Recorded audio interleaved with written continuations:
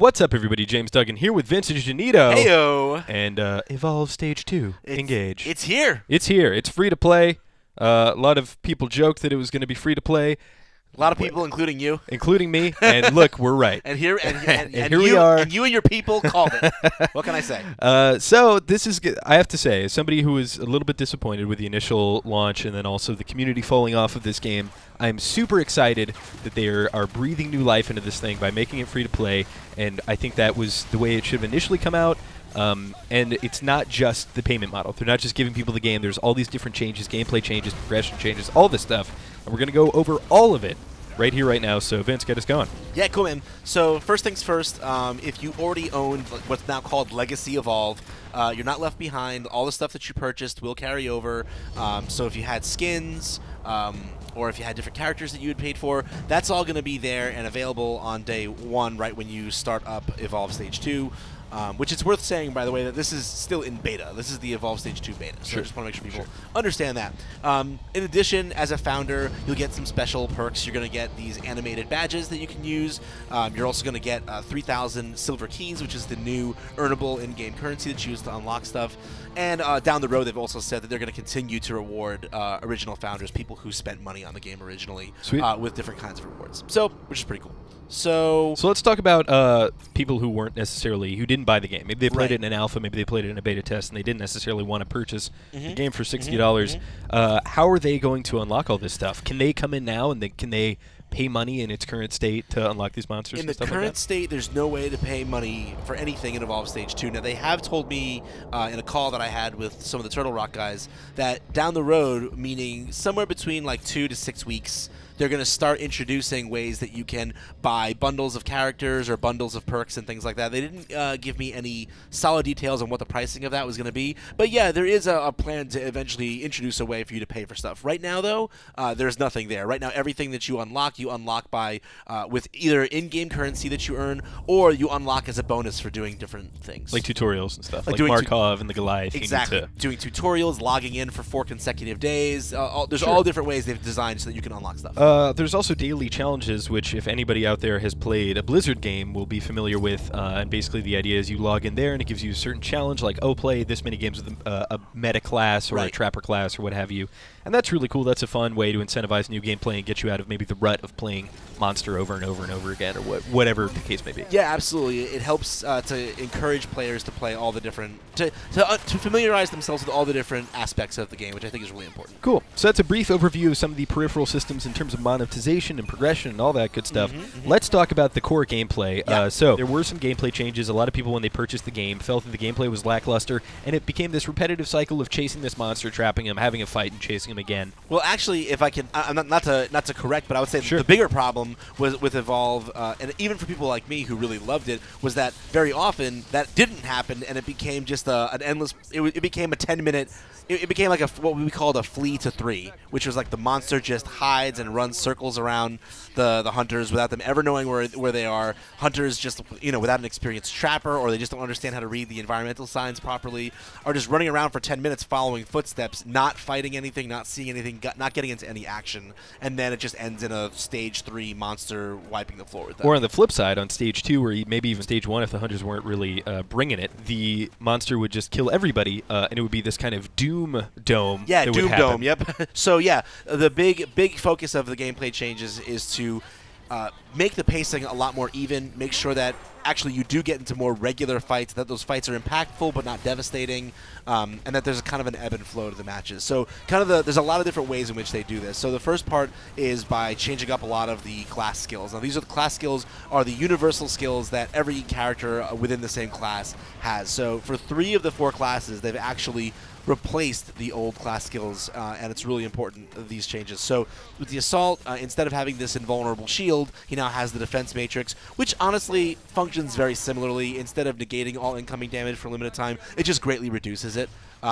So the main reason they don't have the same thing going on with shields, though, is because now the support, instead of a cloaking device, which has been removed completely, they now have a shield burst. And shield burst basically generates a portion of shielding for the entire team for a limited amount of time. So basically, think of like Hank's shield projector that he had. Think about that hitting everybody, but at keeping a shield on them until it's depleted for, maybe like 50% of their health or 30% of their health. Got it. And what about the Trapper? So I know the Trapper played a very fundamental role, and it was a role that I enjoyed playing a lot. But it felt as though when I wasn't playing the Trapper, I was relying on having a Trapper that knew what he was doing. Exactly. Knew when to throw the dome down, and if he missed it, it was a huge detriment, and if he did it, it was a huge boon. So Right, so the Trapper has seen the biggest change. So the Trapper's class skill used to be that dome. That used to be the Trapper's thing. Dome is now a universal skill. Dome is now something that everyone can do. They just, whenever the monster is in range and your reticle is anywhere near them and they are within the proper range, you just hold the F key for like a second or so, and the dome just comes down, and it never misses. It cannot miss. It always just comes down centered on the monster, and it's a 100% guaranteed chance that you're going to dome. So this does a few things. It makes sure that if someone other than the Trapper happens to find the monster, that they can dome them. And it also ensures that if you are able to effectively track the monster, there is no way the monster doesn't have to fight you. Like, your reward always for successfully finding the monster is that you get a fight out of it. yeah, I have to say, the whole idea of dodging domes as a monster in the first one was cool, but the problem there was you were having maybe interesting gameplay for two parties there, the monster and the Tracker. And if the Tracker missed, then the three other parties were just left waiting to do something, man, to like do something other than kill these menial AI mobs for whatever reason to deny points for the monster. But so let's talk about the dome changes. Sure. So everybody has it, but it's also got a team-based cooldown. Right. So if you use it, I can then not use it immediately after because my cooldown, it's a shared cooldown across the team. Exactly. It's a shared cooldown across the team. And the other important thing, change they made to the dome is the amount of time it stays up. This is another, like, one of those mechanics that's designed to encourage fights that are meaningful but not devastating and don't completely reverse the course of the game too often. So by default, it stays up by 5 minutes now on its own, which is a huge change. That sounds huge. It's huge for the minute and a half that it was. But anytime the hunters deal real health damage to the monster, and anytime the monster gets an in cap on a hunter, a huge chunk of that time gets shaved down. So basically, it basically makes it so that there's no way the monster can just realistically run around in circles and not fight. Sure. Until the dome goes down, which can be boring for everybody. Yeah, I remember the Goliath being able to do that, and my God, it was frustrating. It Yeah, was like, okay, super we trapped you, fight us, and he's like, no. He's just There's a gonna run cliff around in here. circles. I'm just gonna cheese you on the cliff. Exactly. So you can't. That's not going to really happen anymore because they can't. No matter how good they are, they can't realistically run for 5 minutes. So it's forcing some kind of engagement. Exactly. It's going to force some kind of engagement. And the nice thing about it, though, is that once the monster loses some, a certain amount of real health, or once a certain number of incapacitations happen to the hunters, the dome goes down, and everyone can, and everyone can leave. So while it is leaving somebody bloodied, it's not a Doom Dome. Right, it's not a Doom Dome. It's not like a, welp, that's it. Now, now this match just ends. Like, oh no, they caught me at stage 1 in a really bad situation, like where there's not a lot of room for me to run. I guess it's over. Nope, you're going to lose a chunk of your life, but then after that you'll have an opportunity to escape as the monster. So we talked about the class skills, but let's talk about the monster. All the monsters have gotten a sweeping change as well. Yep, that's correct. So the point distribution for evolving used to be you started when you chose your monster at the beginning, you got 3 points to spend in their different skills. Then you got 3 again when you stage up to stage 2, and then 3 again when you stage up to stage 3. That distribution has been changed to 4, 3, 2, and this is important for a couple of reasons. The first is that now, if you so choose, you can actually put 1 point in every ability. You can go 1, 1, 1, 1 right out the gate, and then right from the beginning, you have access to every tool in the toolbox for that monster, which is something you could never do before. No matter how you distributed your points, you always just had to accept that at stage 1 there was going to be at least one ability you didn't have. So that's no longer the case. The other thing that's really key about it is that along with just base changes to the amount of damage that the monster deals and the amount of armor and health they have at stage 1, this allows the monster to fight effectively at stage 1, because now with it, between the world scan ability that the Trapper has to kind of track down the monster a little bit more readily, the auto dome, the basic auto dome, exactly, that lasts for so long. It's not inevitable that you're going to fight at stage 1, but it's way more common than it was previously. And because of that, they needed to make it so that monsters can actually stand up at stage 1. And I can tell you from the matches that I've played, they succeeded in that. Like, there was one team that I just couldn't scrub as Wraith. But, like, if you remember, like, trying to fight at stage 1 as Wraith was like, no way. You were just dead.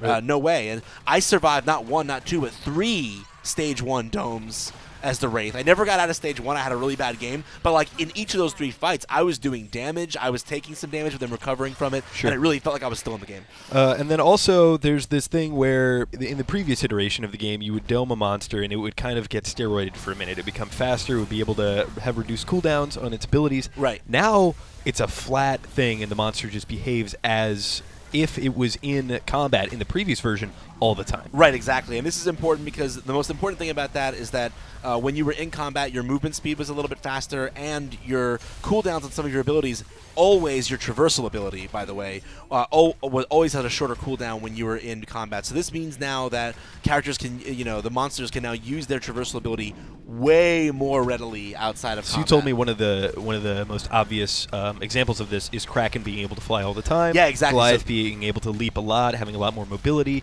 Yep. So, it's a lot, even though it is now easier for the monster to totally lose the hunters completely, because they always have that world scan to kind of get them back into the general direction they're supposed to be going. It is a lot easier for the monster to break away from the hunters and to keep a healthy distance from them. Interesting. Because of that. And then there's a couple of different specific hunter changes, and most of these come down to the fact that Dome was changed in a significant way, or tracking the monster was changed in a significant way. Yep. For instance, Maggie, for instance, the wave V from Bucket, and then the Wraith ability. It seems like stealth is just not really a thing anymore. They I guess wanted it wasn't to fun. almost completely remove it, because when I talked to them on the phone about this, they said it basically became kind of like a toxic thing where lower level players who didn't understand how to deal with it or didn't know what to do about it or how to look for it basically got mobbed on by more experienced players, and it created a lot of dissension and toxicity, and they don't want that for their environment, and then for their community, so they made some changes. Actually, in the case of Wraith, I actually love the change. So Decoy no longer stealths you. It just makes a straight up copy of you that you can fight alongside. It used to be that if you took any offensive actions, it would break Decoy. Sure. That's not the case anymore. Now Decoy is a second version of you that has a health pool that can be upgraded as you put more points into it, and it can do more damage. And basically it allows the Wraith to fight in 2 places at once now. It's really cool. In conclusion, I'm really excited with the various changes that they've made. When I think about Evolve and I think about the fun I had with it when I did play it when it initially came out, that fun was when the dome went down and when we were fighting.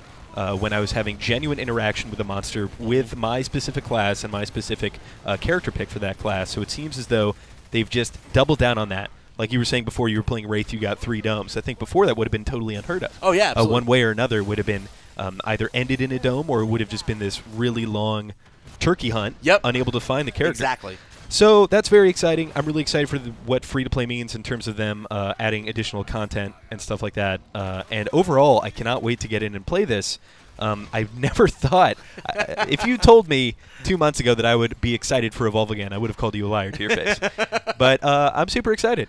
Yeah, man, me too. And not only that, but on the note of upcoming content, they have told me, again during my interview with them, that there are 4 more hunters on the way within the first 8 weeks after this after this launch. So basically, roughly, I mean, this isn't a guarantee to the date, but basically every 2 weeks they're looking to release a new hunter, and they're working on. They have more in the pipe in terms of monsters and hunters. They're not talking about that yet. They don't have any set plans for those. It's really going to depend on. Right now, the only guarantee is these 4 more hunters. Sure. But if things go well, they definitely they have other hunters and monsters in various stages of prototyping and development that they are looking to and thinking about adding if things go well enough. That's exciting. Yeah. If Diablo 3 can come back from its initial launch state to be in one of my good graces what this feels like, as right? the greatest games, the Dungeon Crawlers, then yeah, I'm super excited to see what Evolve will do and what the community will be. A couple of my friends are already playing it on Steam. So if you're listening to this, there's no reason not to download it. Hop on, play. It's free. You can't even pay money if you wanted to currently, though that'll inevitably be changing in the coming weeks. And for all things Evolve, you're already in the right place here at IGN.